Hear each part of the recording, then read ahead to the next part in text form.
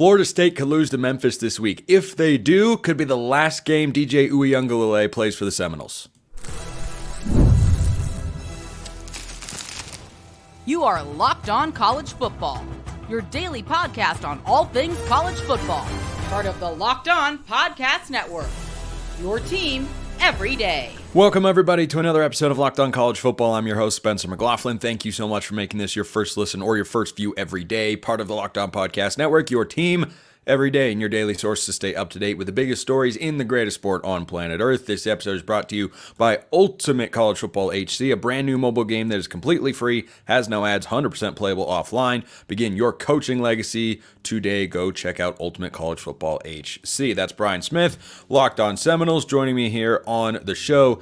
Lots of stuff to get to in the Big 12 that we'll talk about with Drake Toll of Locked On Big 12, including picks of every single Big 12 game. It's a loaded lineup in the Big 12 this week. But, Brian, here's why I said that to begin the show. If Florida State at home loses to Memphis, and it is ugly again, and it's a Boston College type of game where the defense is getting run on and the offense can't keep up, and they lose, 30-17 or something like that, and they can't put up 20 points on their home field, and the quarterback continues to be a problem, I don't know what the upside is of starting DJ Uiagalelei the rest of the year. If I were Mike Norvell, I would consider getting younger guys playing time to try to build something for the future and reload at that position.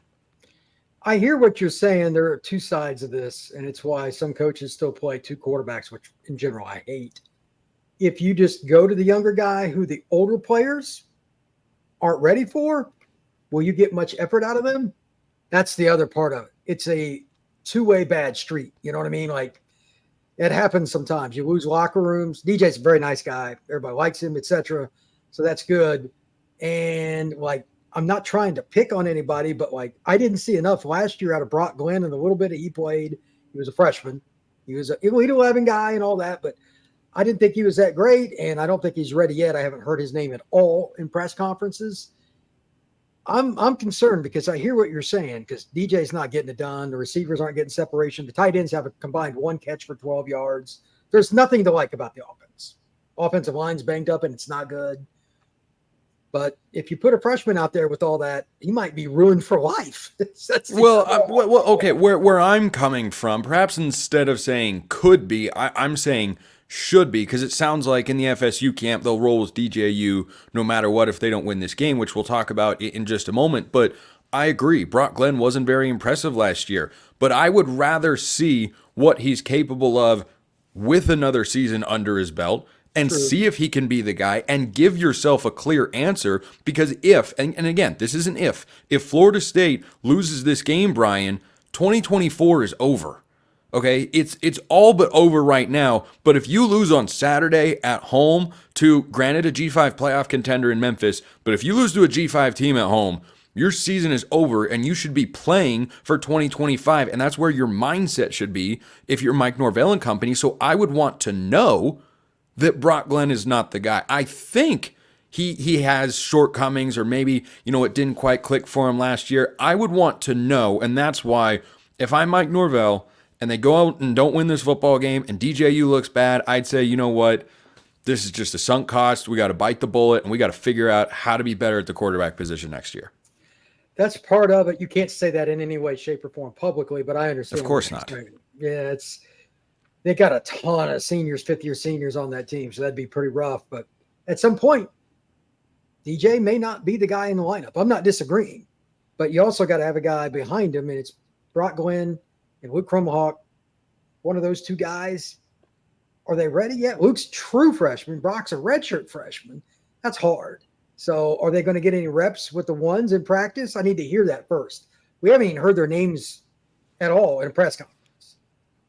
They're not getting the reps yet. Now, if they tank against Memphis, then that might be another story. It might happen. All right. Maybe I'm a little bit early on this. I'm just saying that.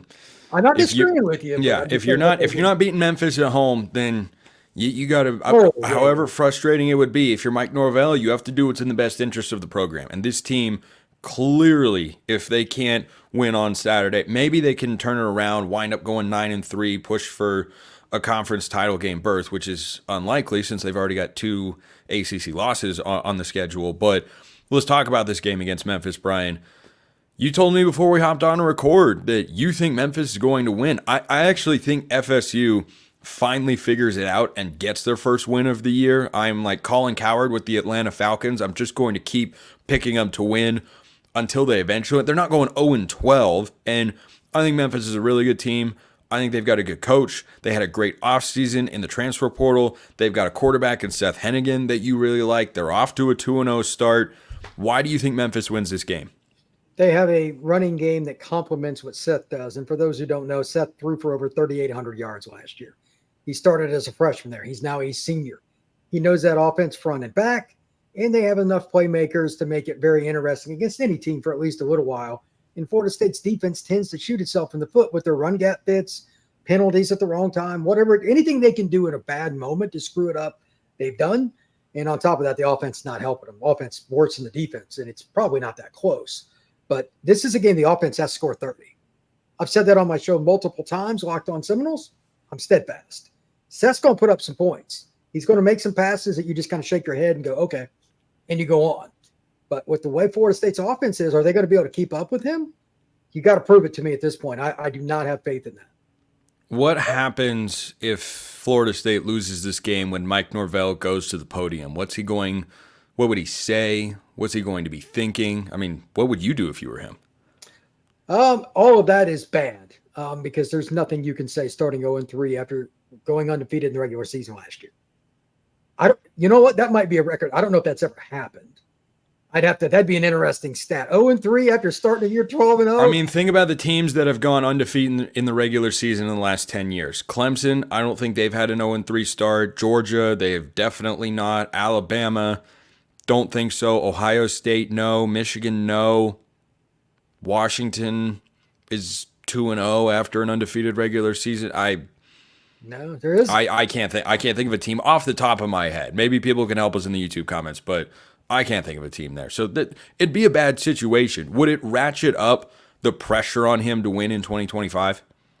100%. Because if you have a bad season, you can come back the next year. But if you have 2 in a row, we have a trend. And boosters that write large checks don't like those trends. They pull the plug and they tell the university president, no more money. That's how that works. That's how our world works. He'd be done. So I understand your point about getting ready for next year in a sense. I get the back end of that, but he needs to see it through this game. And from watching his press conference, I think he's just pressing forward on this. And I'm a little nervous that they're stubborn about what they're doing, and it's going to work, darn it.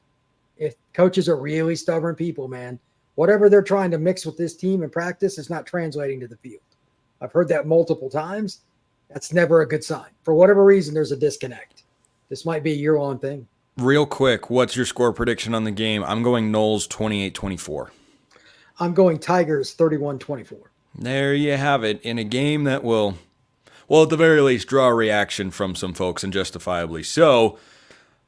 Can't wait to watch this weekend. Brian Smith, Locked On Seminoles. Appreciate it. Thanks, sir. The Big 12 has got craziness all over the place. Kansas. We have to talk Kansas. What happened to the Jayhawks? That's coming up next. Hey, Locked On College Football fans, want to take a moment to give you a heads up on a brand new mobile game I think you're going to love, Ultimate College Football HC. In this amazing game and simulation, you get to step into the shoes of a head coach and lead your college football program to glory. Can you imagine actually being the head coach of your favorite team? You recruit, you oversee training camps, you handle scholarships, you handle every crucial detail of your program, and here's what you'll really love about the game. You're responsible for calling offensive plays. Your strategy will determine the success and the future and the legacy of your program. Ultimate College Football HC is completely free, has no ads, 100% playable offline. You can play on the go as you want and when you want to. And of course, we have a special offer for Locked On College Football fans. Use the promo code LOCKEDONCFB, all caps, inside the game store to receive a free boost to your program. Make sure to take advantage of this perk as it will get your team off to a strong start. To download the game, just visit ultimate-cfb.com or look it up on the app stores. Ultimate College Football HC. Begin your coaching legacy today. And if you want to go to an event near you, Game Time is the place to go. Game Time has a new feature called Game Time Picks that makes getting tickets for your favorite live events even easier. Game Time Picks filters out the fluff to show you only incredible deals on great seats. You don't have to waste time searching through thousands of tickets. Game Time Picks makes it easier to save more on sports, concerts, comedy, theater, whatever you are looking for. You get a panoramic view of your seat before you arrive. You've got their lowest price guarantee, or Game Time will credit you 110% of the difference, and their Game Time ticket coverage, which is the best in the ticketing industry. Take the guesswork out of buying tickets with Game Time. Download the Game Time app, create an account, use code LOCKEDONCOLLEGE for $20 off your first purchase. Terms apply. Again, create an account, redeem code LOCKEDONCOLLEGE for $20 off. Download Game Time today. What time is it? Game Time. We're getting our Big 12 fix on today with Drake Toll of Locked On Big 12 because something happened that disturbed both of us on Saturday, Drake. We're going to talk about Iowa State and how impressive of a win that was in Iowa City. But first, let's begin with Kansas. The most disappointing Big 12 team from the weekend. I stuck my neck out there for Kansas. Now, their Big 12 title hopes are not gone with a loss to Illinois, but I am concerned.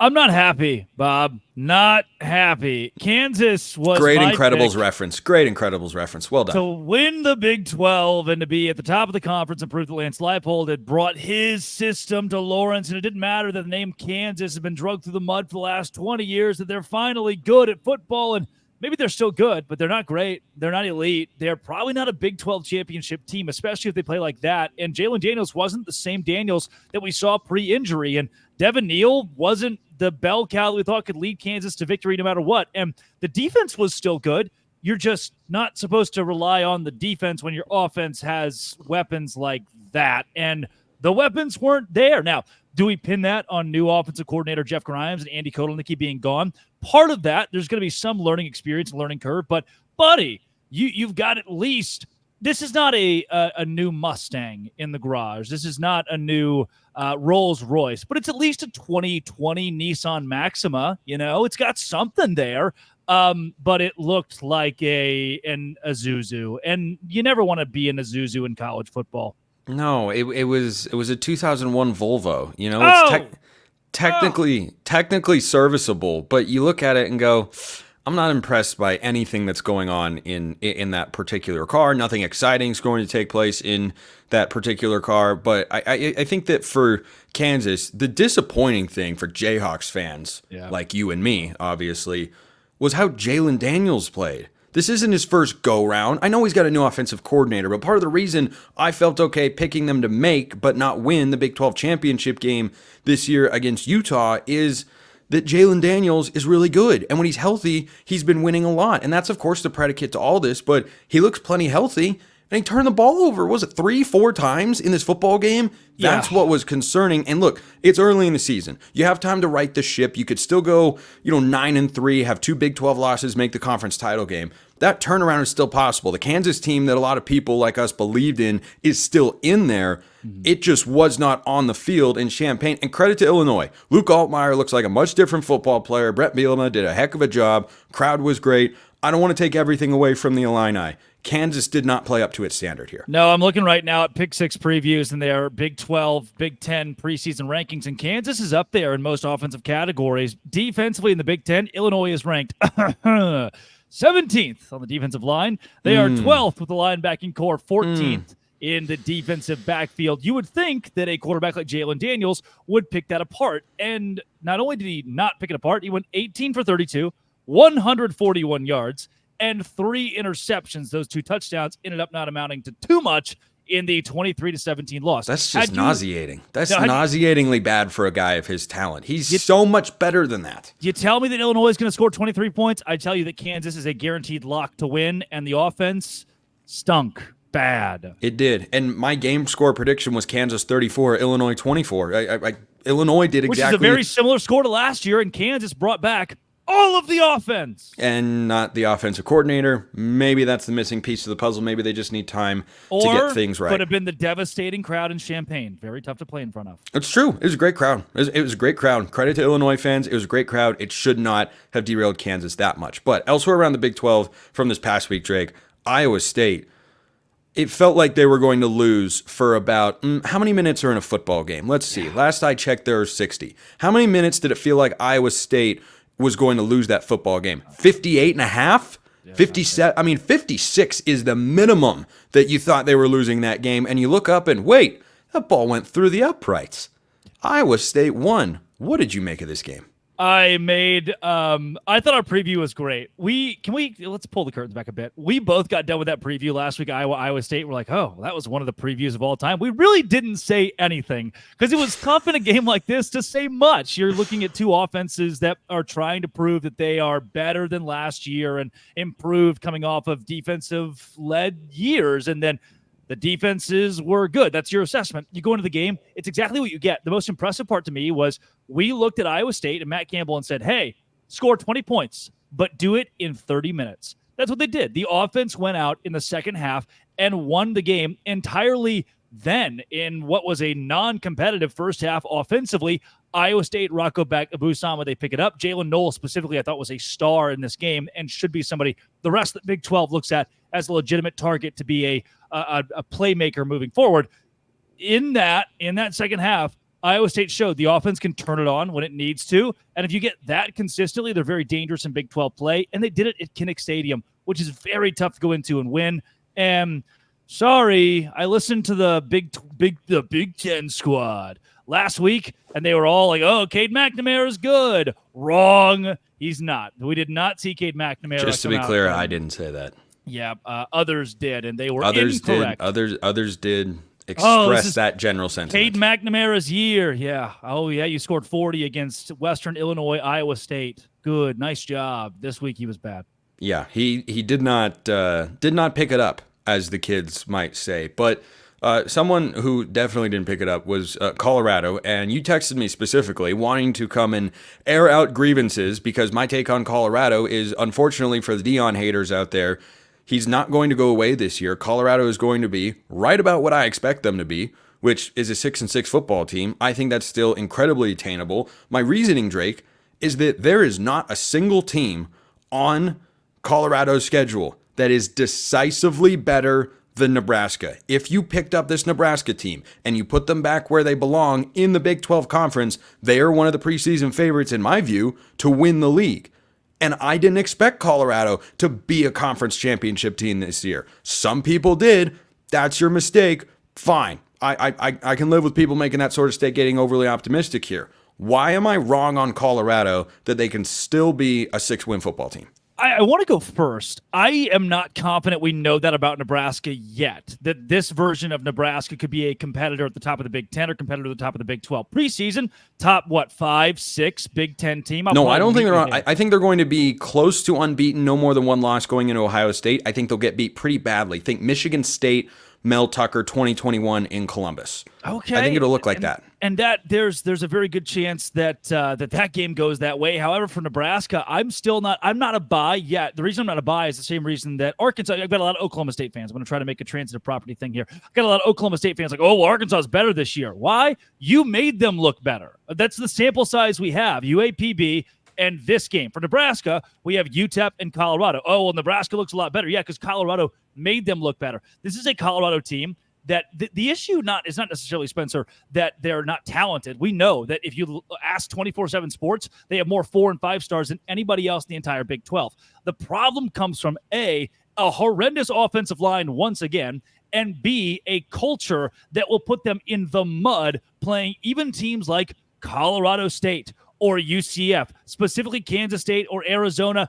I don't believe that Colorado has they have Deion Sanders. Colorado's not a thing anymore. It's a Fugazi. Deion Sanders is the thing. He has used this program as a vessel for self-promotion, not as a football program. He wants one thing to win, and it's the last name Sanders. And as long as that's the case, Colorado will miss a bowl game this year. They don't have a football team. They've got a hodgepodge of AAU kids who want to make money. Okay. That's it. I hear you there, but answer me this. 2023 Colorado plays 2024 Colorado. Who wins that football game? Final score 31-24, 34-24, 2024 Colorado wins. Improved, yes. Bowl team, absolutely not. They were a 4-win team last year in a loaded Pac-12. They're in a significantly weaker conference. Admittedly, they have a tough schedule, but who In 15 seconds or less, can you give me, besides Utah, a defense that is going to be as good as the one they went up against when they went to Nebraska? Oklahoma. Oh, well, shit. Can't say that now. Shoot.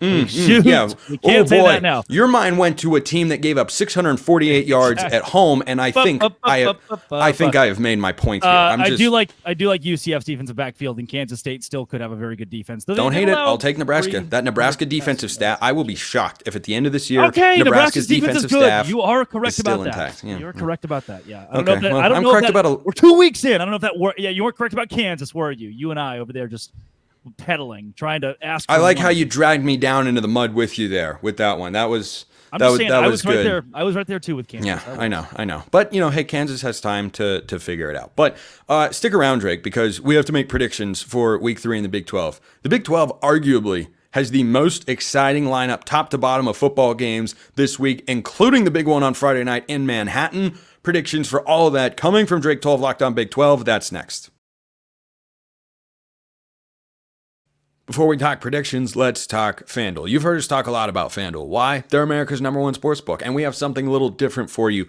Now through September 22nd, all FanDuel customers can bet $5 and get a 3-week free trial of NFL Sunday Ticket from YouTube and YouTube TV. Then, with a YouTube TV base plan, you'll be able to watch every regular season Sunday afternoon out-of-market game. All you need is a Google account and a current form of payment, and you can cancel any time. FanDuel's got everything you want for college football. Drake and I are about to make a bunch of picks. If you think we are crazy, out of our minds, no way this team wins, no way that team loses, you can go put your money where your mouth is. Every college football game, every NFL game, every game you could ever want to bet on is over at FanDuel, so go check them out. Visit FanDuel.com to download America's #1 sportsbook. FanDuel.com, that's the place to go. FanDuel, America's #1 sportsbook and our official sportsbook sponsor here at the Locked On Network.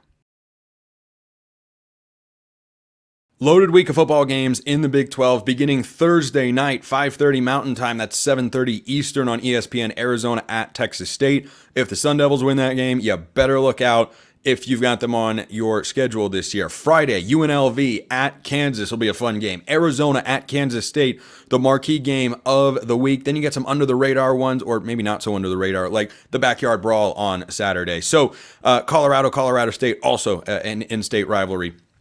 I know the other one isn't, but it's a rivalry. You get the point that I'm going for here. Drake, what's your biggest takeaway after this weekend? What do you think your biggest takeaway is going to be after this slate of football games? Oh, my biggest takeaway as of today is this weekend is make or break for the Big 12, and it's only going to be break. There is no make. If you beat Texas State or UNLV or Tulsa or Miami of Ohio or North Texas, no one cares.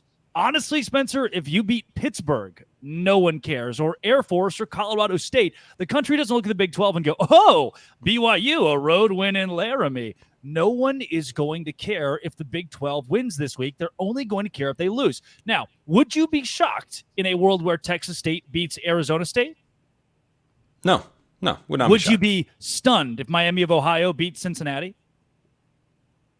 Not stunned, but a little surprised. Would you be stunned if Pittsburgh beats West Virginia? I think no, of course not. No, of course not. That's a coin flip. We have a lot of coin flip games in the Big 12 this week where the conference could end up with egg on its face. If Air Force at Baylor, I've seen Air Force beat Baylor before. 31-6 was the score in that one. It was. I think it was 30-15. I was there, and it was bad. It was very not great. It was like -8 degrees as well. So if Colorado State goes out and pulls up the win, they only care about one game this year, and it's that Colorado game, and Colorado is really beaten up after last week. If Rice goes out and beats Houston, or Wyoming defends Laramie and beats BYU, these are feasible things. Do I think they'll happen? Probably not. But, Spencer, this week, the Big 12 goes to San Marcos, Tulsa, wherever Miami of Ohio is, they go there. We are on the road against Pittsburgh, in Logan, Utah against Utah State. It gets worse. Fort Collins, Colorado, and in Laramie, Wyoming. Why are half the games in this conference on the road, and a good portion of those against mid-major schools? You're setting yourself up for failure in a 12-team playoff format where all you have to do is win your league. Your non-conference should consist of home games against beatable programs, because 11-1, according to the committee we know and love right now, is still 11-1 pretty much no matter who you play.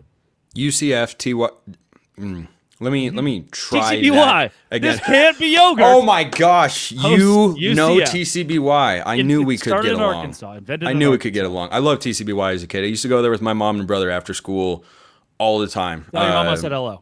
Really, really. Okay. Well, now that we're on that weird note, let me try speaking English here. TCU, UCF. Yeah. It feels like a before and after Jeopardy clue. TCUCF.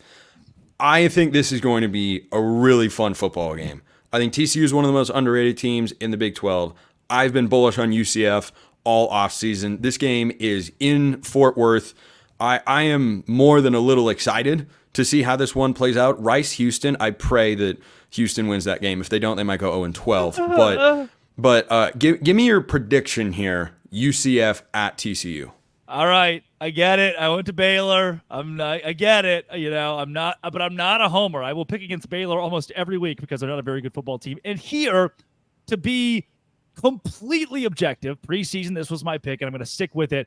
I've got UCF going into Fort Worth and winning. The last few times I was in Fort Worth watching a football game, the crowd was much improved. Josh Hoover is a pretty good quarterback that people are not giving enough credit to. Has 600 yards, throws for 300 yards almost every time he goes out there. However, the weapons around him aren't proven enough yet, and we know that R.J. Harvey and Kobe Hudson and K.J. Jefferson are good at some respective things. The only reason I'm saying some is because K.J. Jefferson's problem is that the forward pass was invented in 1906.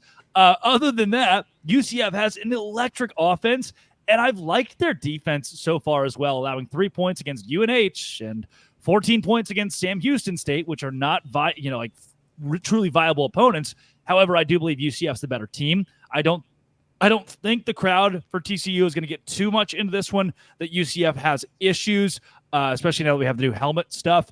Give me the UCF Knights to win in Fort Worth. Look, I'm every quarterback this Saturday in college football. Just push your hands against your ears. Let's go rapid fire in the games that people care about here, Drake. Arizona at Texas State. Do the Sun Devils pull it out? No. I have watched G.J. Kinney's team very closely since they beat Baylor last year. They throttled, and I mean throttled UTSA, who is a preseason top 3 or 4 favorite in the American Conference, G5 playoff sleeper. That was one of the most under-the-radar impressive performances of the weekend. I think I'm with you on that Texas State pick. Yeah, G.J. Kinney is good. Cam Scatterbo is a dark horse for first-team All-Big 12, a great running back at Arizona State, 265 yards on the ground last week. However, your quarterback Levitt's not that good, and Texas State's just got that kind of firepower. I think at home, short rest, I think the Bobcats sneak one out. UNLV at Kansas. God help both of us, Drake, if the Jayhawks lose 2 games in a row. Yeah, Kansas by 10 in this, but we're going to walk away still having a lot of questions about Kansas. If this game finishes 31-21 or 35-24, I'm going to sit with a cigar and a glass of whiskey and say, Kansas might not be that good this year. We're going to continue chronologically here. Game of the week in the Big 12, Friday night on Fox, Arizona at Kansas State. I like the Wildcats in this spot. Spencer made it funny. See what I did? Give me Kansas State over Arizona. I have not been impressed with the Arizona Wildcats going into this year. I was down on them compared to most. I don't think they're going to push for a Big 12 championship, and this is a non-conference game. Correct me if I am incorrect there, but I think Arizona goes in, suffers their first loss of the year. Happy September 13th. It's an elimination game, Spencer. That is the problem. You will not get an at-large bid to the college football playoff if you lose this game, and it's week 3. It is a massive matchup for both of these schools. Because of that, Kansas State exposes the Arizona defense. Give me Avery Johnson, Chris Kleiman, and company. Does Cincinnati lose to Miami of Ohio and increase the chatter surrounding their head coach? Yep, Cincinnati is not going to win this week. The only thing keeping Scott Satterfield in Cincinnati is that buyout. They'll lose to Miami of Ohio, who got a Big 12 win last season. I should also note Cincinnati, the way they lost to Pittsburgh, demoralizing, and that's not going to help them in this week's game. Texas Tech bounced back against North Texas. North Texas scores over 30 points in this game. That's the one lock that I have because Texas Tech's defense is out. Horrible. The entire defense is just out this week, and Baron Morton is still not where I want him to be. I think North Texas definitely covers 10. If Tech wins, skin of your teeth, but I have nothing on paper right now to trust Texas Tech with. I've got Utah over Utah State. I've also got Baylor over Air Force. Any objections there? Preseason, I picked Air Force to win this game. I think Air Force is much worse than expected. They have roster turnover every year because those students go literally fight for the United States to keep our freedom. However, I still think it's too early for Air Force to put it together. Baylor wins. It's sloppy. The offense is bad again, and Air Force runs all over them. But in like a 21-19 game that no one enjoys watching, I throw up all over myself, and the Bears win. Backyard brawl, West Virginia at Pitt. I'm going Mountaineers here against Pitt. I think the Panthers got lucky last week to come back and win against Cincinnati. I think West Virginia is a better team. Give me the better team and the better roster. Give me Neil Brown. This is a Neil Brown coaching for your job game. West Virginia wins it. Again, I wouldn't be shocked if it's ugly, but the Mountaineers pull it off and can still salvage an 8 or 9 win season with a tough schedule. You already picked TCU to lose to UCF. I'm going with the Horned Frogs there at home. I'm impressed with Josh Hoover to this point. Colorado at Colorado State. I'm going with the Buffs. I know a lot of people are going to want to take the Rams here because they're at home. It's in Fort Collins, but I have got the Buffs getting a win. Yeah, I don't know if this Rams team is as good as they were last year, and maybe the biggest tell that I'm basing that off of is the Texas game, 52-0, but Texas might be the best team in the country. The reason I'm going with Colorado State in this one is because I still don't have trust in Deion Sanders from a culture standpoint of teams to have his team ready for this game. Whereas Colorado State has circled one game and one game only on their schedule. Fort Collins will be as rocking as it can be, and Colorado State, who's prepared for this, will get the win against an unprepared Colorado team. Rice at Houston and BYU at Wyoming. I'm going with the Owls here, violating Josh Pate's rule number 1, don't lose to food. I think Houston will lose to food this week. I think they emptied a lot of the tank last week against Oklahoma in a surprisingly great performance from Willie Fritz's team. And I think BYU's playing some pretty nice football right now. I was impressed they went into Dallas and got the win against SMU. Not a brutal road environment to go into, but I like the way the Cougars are playing. Wyoming looks like they are way, way down. It's a first-year head coach, and it's not going well in Laramie at this point. So give me BYU and give me Rice out of the American. Oh, geez. TV guide. Okay, yep. The paint drying competition is at 8 p.m. Eastern time on. Oh, I'm going to miss the Rice and Houston game. Paint's got to be drying. That's too bad. Give me both teams to lose, all of the watchers to also lose, and Houston beats Rice by 2 points. Final score 2-0. You think BYU loses to Wyoming? Gutsy too. I do believe the BYU will beat Wyoming. This game is not. I think Wyoming does cover. Laramie night game. Wyoming is bad. How do you say bad at football this year? And BYU is improved compared to where we thought they would be. BYU wins, but again, I think we'll have a sloppy week in the Big 12, but a whole lot of winners. That's everything you could possibly need to know about the Big 12 this week. Drake Toll, Locked On Big 12. Drake, appreciate it as always. Hey, thanks. You're very, very welcome. Appreciate everyone listening. I will see you next time. And until then, hope you have a wonderful rest of your day.